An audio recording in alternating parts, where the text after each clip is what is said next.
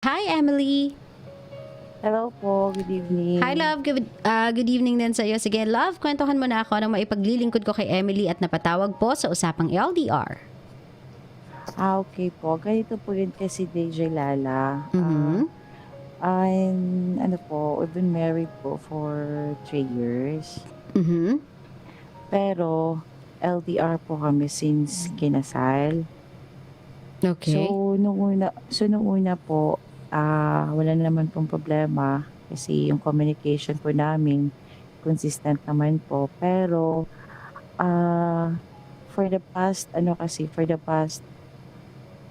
6 months umuwi po siya dito sa Pinas. And then that time parang may nakikita ako na messages na from girl po. Mhm.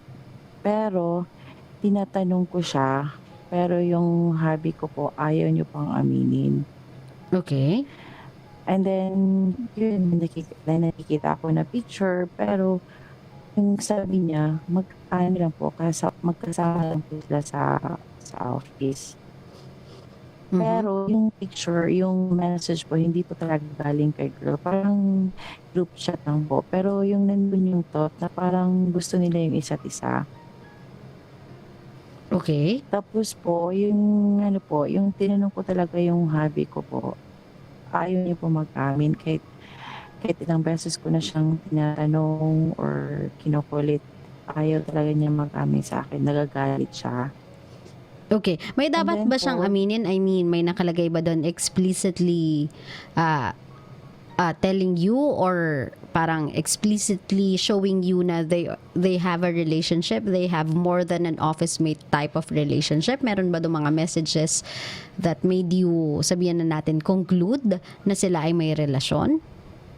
ah Kasi bilang babae din po kasi DJ Lala, 'di ba mararamdaman mo din 'yan. Wag natin Kasi gamitin yung kutob. Let's do it by facts. Kasi yung kutob na yan, subjective yan, Emily. I'm a girl as well.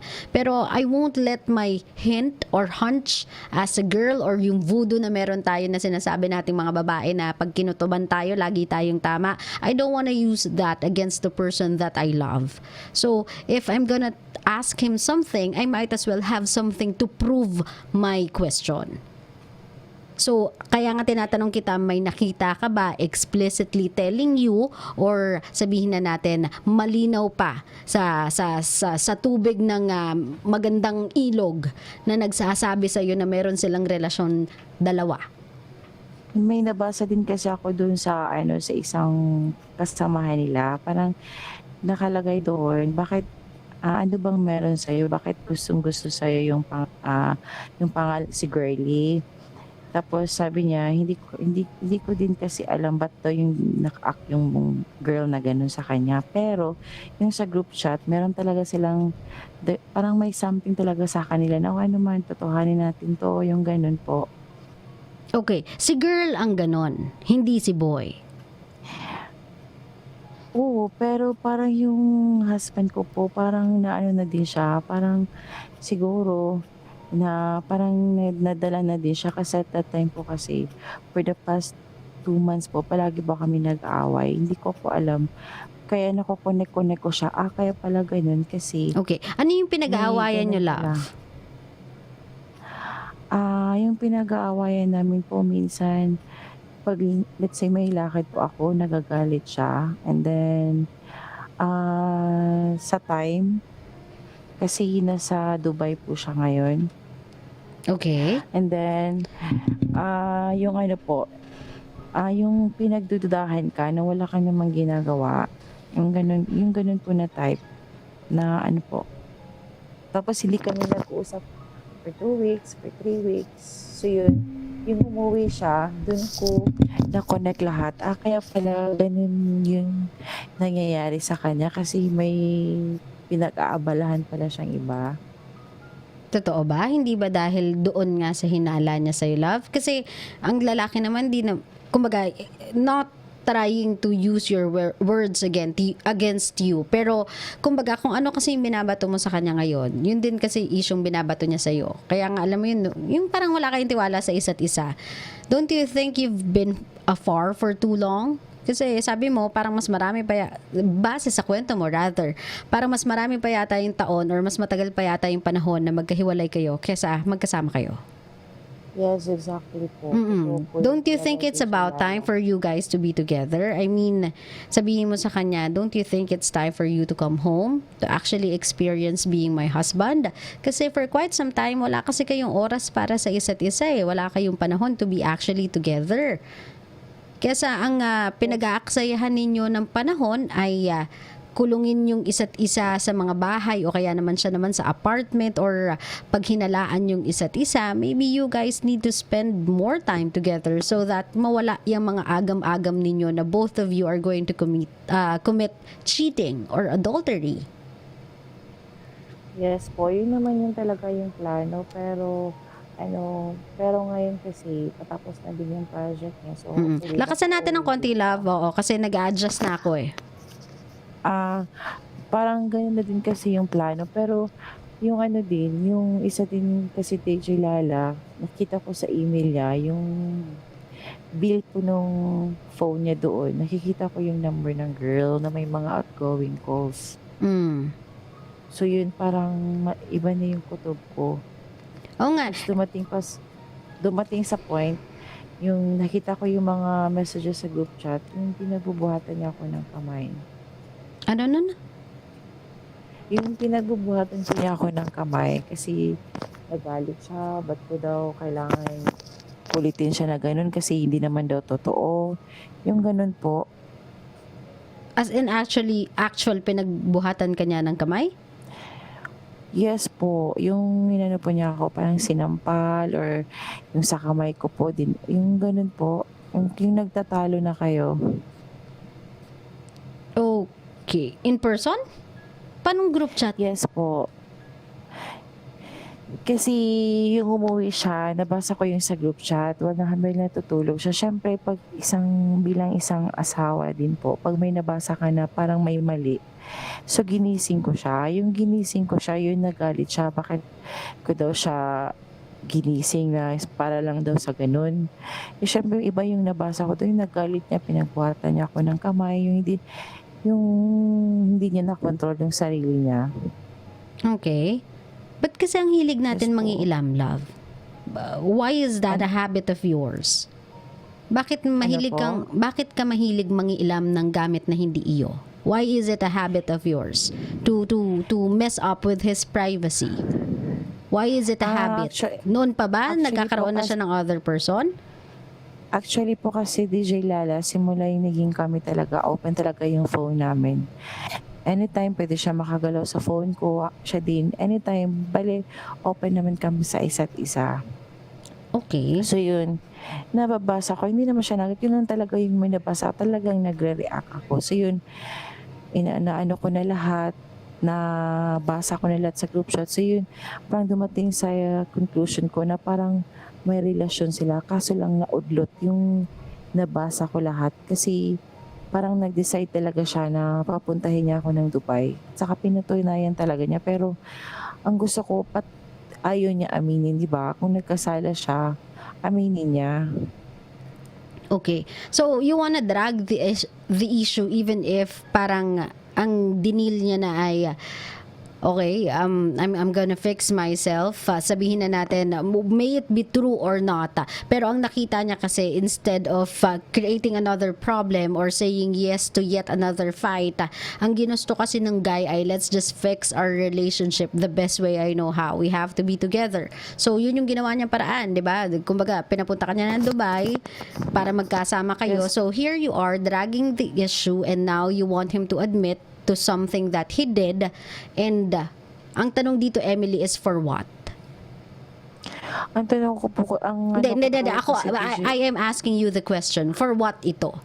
For what reason niya kailangan aminin yun sa'yo? Kung sinasabi niya na sa'yo bluntly and specifically na wala nga, Emily, I mean, if that is a biruan, I no longer have to explain it kasi wala nga talaga. So, kung pipilitin mo ko na meron, eh bakit nagtanong ka pa? Why don't you just plainly accuse me of something like that and then give a verdict that I am guilty? Let's move on dun sa part wherein ikaw ay nagbibigay sa akin ng tawag dito ng kaparusahan because of what you think I did.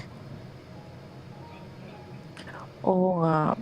Pero ngayon kasi, DJ Lala, hindi ko siya maintindihan. Parang palagi siyang nagdududa sa akin. Instead, minsan sinasabi ko sa kanya, kasi gawain mo, kaya pinagdududahan mo ako. Parang nasasakal na din ako minsan na hindi ko alam, hindi ko siya maintindihan.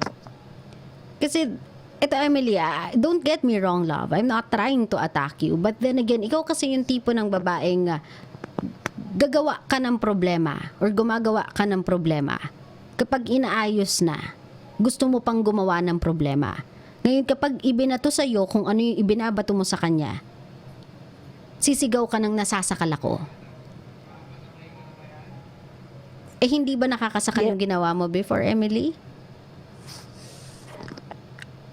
You are trying... Hindi naman po. Kasi parang napil ko talaga na may relasyon sila. Kasi nag-message yung babae sa kanya. Pero wala talaga siyang confirmation. Di ngayon, nag-aaway na naman kami kasi magkasama pa sila ng girl.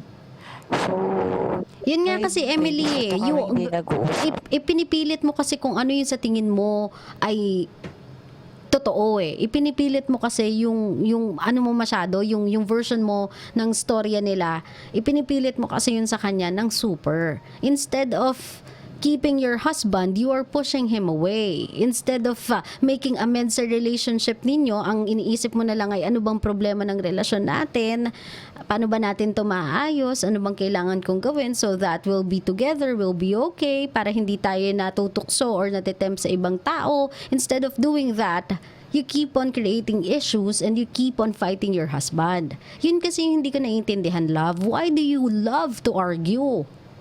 Diba? Instead of creating a solution para ayusin yung relationship ninyo, ikaw tong tao na gusto mo lagi kayo nag-aaway. In every single thing. Aawayin mo talaga siya ng aawayin. Love, you have to stop that. If you don't want your husband to leave you, if ayaw mong magkaroon ng broken marriage, you have to stop that.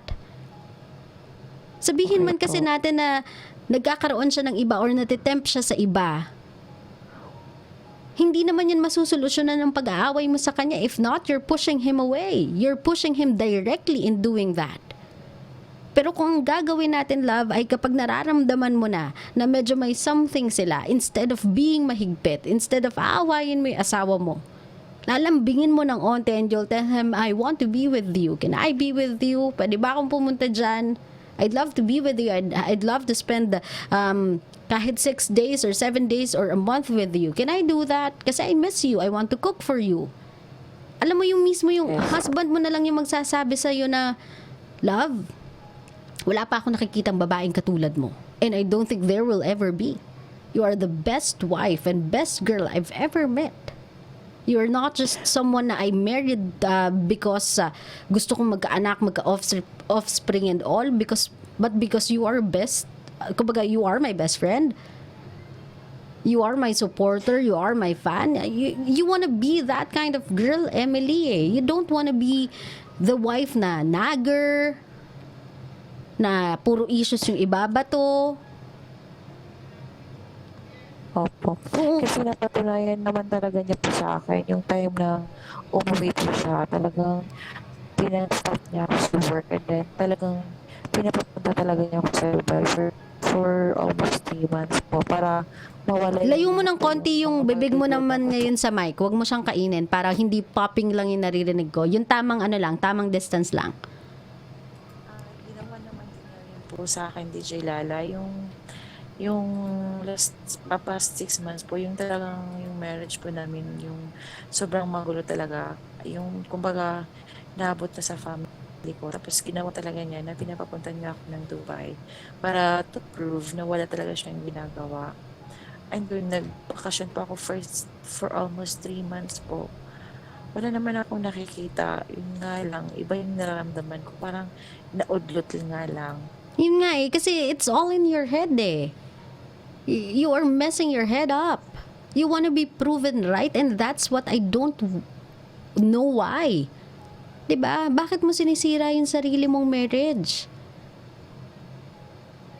Bakit hindi natin tanggapin yung moment na yun as a moment of being together?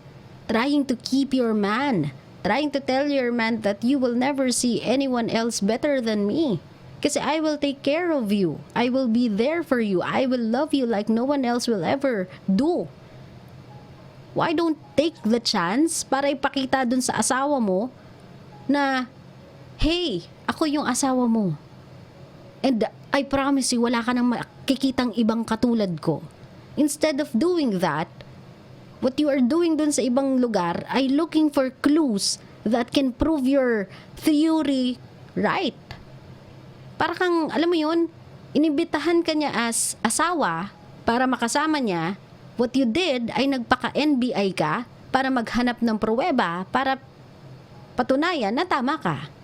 Is that a good relationship? Hindi po. Love. Actually, yun po talaga yung ginagawa ko dito sa Ganda yan, love. You are gonna drive your relationship to an end. If you'll continue to do that, if gagawin mo yan ng patuloy-tuloy, ikaw na mismo ang magiging dahilan kung bakit matatapos yung marriage ninyo. Do you want that?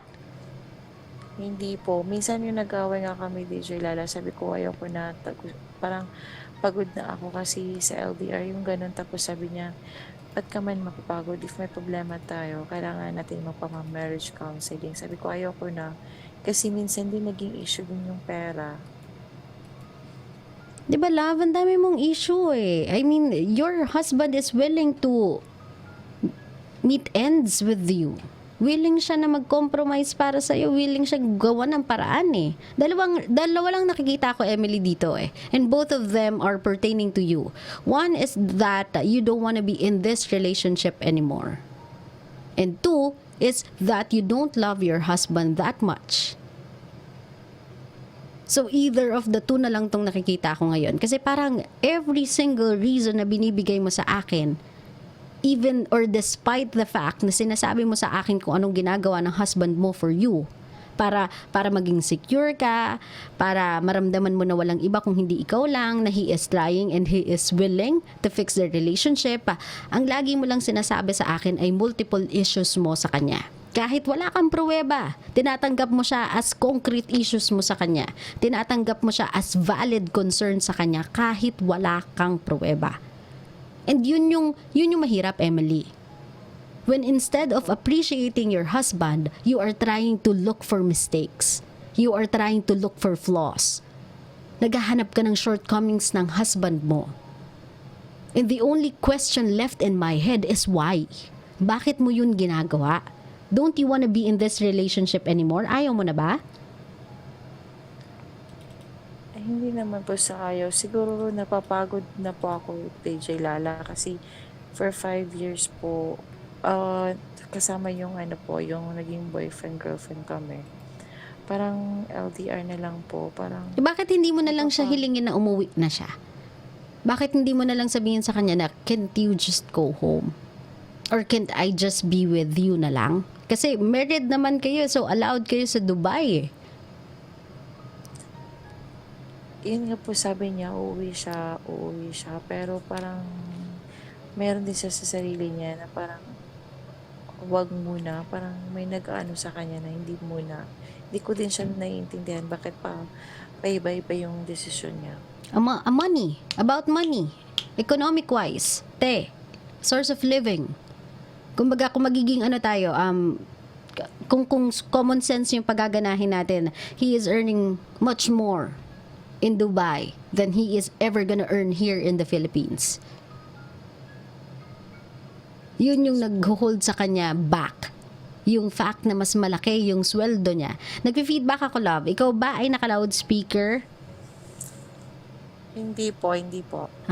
Kasi somehow nag-feedback ako. Anyway, as I was saying, yun nga, love, that's holding him back eh.